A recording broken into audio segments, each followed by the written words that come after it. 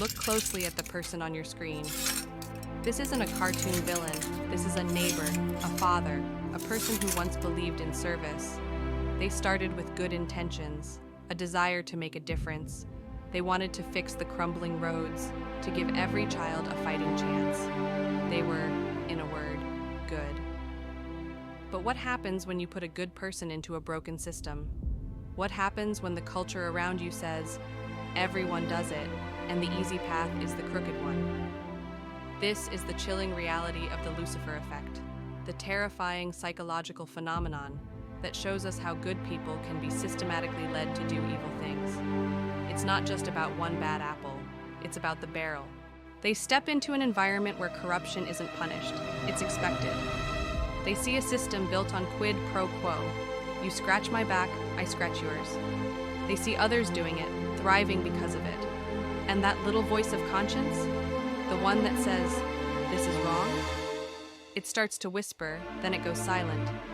When you're constantly surrounded by people who justify theft as perks or lying as strategy, you start to adopt the group's warped morality. You dehumanize the victims, the taxpayers, the citizens, because it's the only way to sleep at night. That initial good person is swallowed whole by the toxic culture. The mirror breaks, the servant becomes the master. When a politician siphons off $1 million for a new wing on their already massive house, that isn't just a number. That is 3 new ambulances that never made it to the highway. That is the new classroom roof that now leaks onto a child's desk every time it rains. That is the life-saving chemotherapy that a family can no longer afford because the system is starved dry. Imagine a parent standing over their sick child, feeling utterly helpless.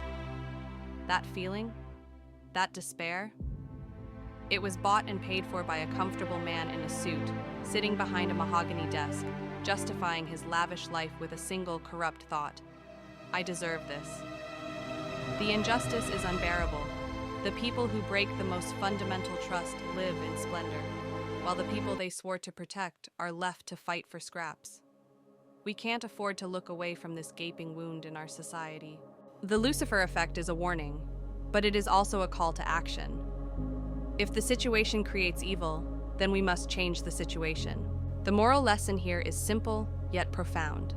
Power corrupts, but accountability is the antidote.